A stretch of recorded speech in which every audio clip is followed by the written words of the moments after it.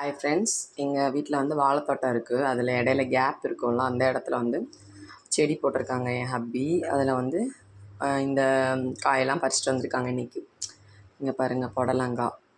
No pesticide, no chemical, எதுவுமே கிடையாது. ஃபுல்லாகவே இயற்கை இதில் விளைஞ்சது. புடலங்காய், பாவக்காய்.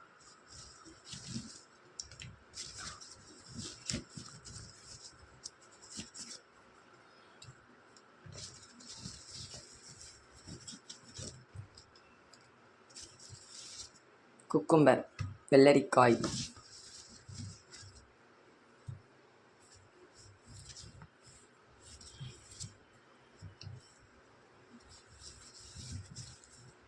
எல்லாமே தக்காளி.